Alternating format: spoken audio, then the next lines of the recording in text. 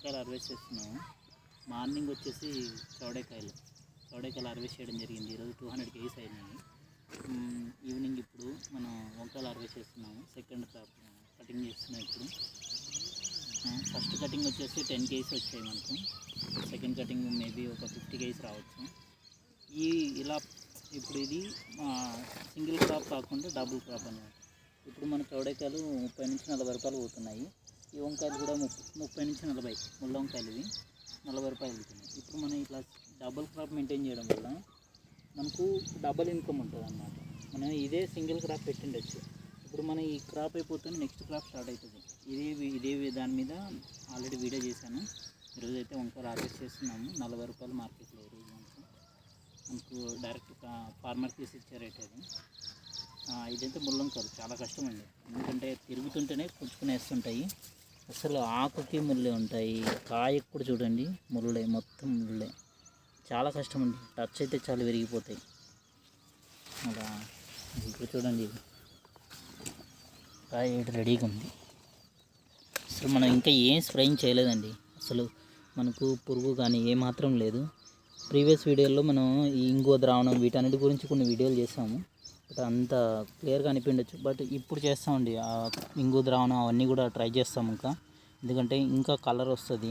ఈ dark colour ఉంది కదా వంకాయ కలర్, ఇది ఆ కలర్ ఫుల్గా రావాలండి మనకు. ఫుల్గా పర్పుల్ కలర్ ఫుల్గా వచ్చేటట్లు మనం స్ప్రేయింగ్ చేసుకోవాలా. ఇప్పుడు అన్నీ వచ్చాయి చూడండి ఫుల్గా. అలా మనం ఏ స్ప్రే చేయకపోయినా కానీ మనకు ఒక్క పుచ్చు లేదండి ఇందులో. మన మామూలుగా ఈ వెరైటీకి వచ్చేది తక్కువ.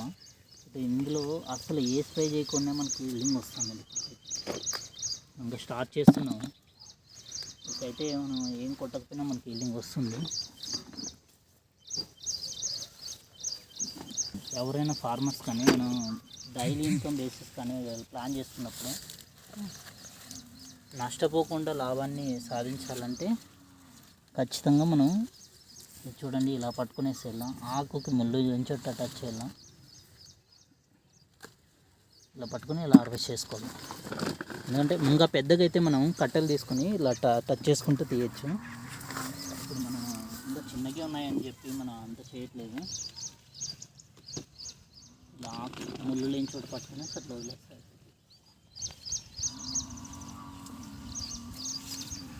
మీరు కూడా ట్రై చేయండి. ఎందుకంటే ఒక క్రాప్ కాకుండా ఒకే పంటలో 2-3 క్రాప్లు ఎలా తీయాలా, ఎలా ప్లాన్ చేసుకోవాలని చెప్పి ముందే మనం క్రాప్ వేయకముందే అందులో ఏ క్రాప్ వేసేసుకోవచ్చు. మల్టీ క్రాప్గా మనం ఎంత డిస్టెన్స్ పెట్టుకుంటే మనం ఇంకో క్రాప్ వేయగలుగుతాము. మేము అలా ప్లాన్ చేసుకున్నామండి. ఇప్పుడు ఈ లైన్ ఈ రోకి మనం 4 feet పెట్టుకున్నాము. తర్వాత అక్కడ వంకాయ చెట్టు లైన్కి, ఇక్కడున్న వంకాయ చెట్టు లైన్కి కరెక్ట్గా మనం 10 feet వచ్చేటట్టు ప్లాన్ చేసుకున్నామండి. 8 వస్తుంది. ఆ సెంటర్లో 2 feet వస్తుంది. అక్కడ 2 ఇక్కడ 2 మొత్తం 8 feet వస్తుందండి. ఈ చెట్టు ఈ రోకి 8 feet వచ్చేటట్టు ప్లాన్ చేసుకున్నాం. ఇలా ప్లాన్ చేసుకుని పెట్టుకున్నాం. తర్వాత వచ్చేసి మధ్యలో కూడా వేరే క్రాప్ వేయాలని చెప్పి ప్లాన్ చేస్తున్నాం. ఇది ఇంకా 2-3 కటింగ్ల పైన వస్తుందండి. ఇంకా చిగురు సాగుతూనే ఉంది, కింద పడుతూనే ఉంది. కాబట్టి 2-3 క్రాప్ల పైన వస్తుంది. 3 నుంచి 4 క్రాప్లు పూర్తి అయిపోయేలోపు మనం ఇప్పుడు మొక్కలు పెట్టేసుకుంటే ఏవైనా కానీ అలసంద అలాంటిది. ఎందుకంటే సాయిల్ న్యూట్రిషన్ అవ్వడానికి కోసం మనం ప్లాన్ చేస్తున్నాము. అది పెట్టేసుకుంటే మనకు ఆ క్రాప్ అయిపోయేలోపు మనకు ఇది కాయలు వచ్చిన మటుకు వస్తుంది. తర్వాత నెక్స్ట్ 5 layer మోడల్గా మొత్తం ఫుల్గా కన్వర్ట్ చేస్తామండి. అంటే సాయిల్ని దున్నకోకుండా ఇలాగే కన్వర్ట్ చేసేస్తాము. ఫర్దర్గా అయితే ఆ వీడియోలు కూడా షేర్ చేస్తాను. ఏమన్నా మీరు కూడా ట్రై చేయండి. మల్టీ క్రాప్ మీదే ప్లాన్ చేయండి. సింగిల్ క్రాప్ అంటే మోనో క్రాప్కి వెళ్ళొద్దండి. దానివల్ల మార్కెట్లో రేట్ ఉండదు, రైతు కూడా నష్టపోతాడండి. అలా నష్టపోకుండా మనం క్రాప్ తీయడానికి ట్రై చేయండి. ఫర్దర్గా అయితే ఇలాంటి వాటి మీదే వీడియోలు చేస్తాను. Thank you, bye.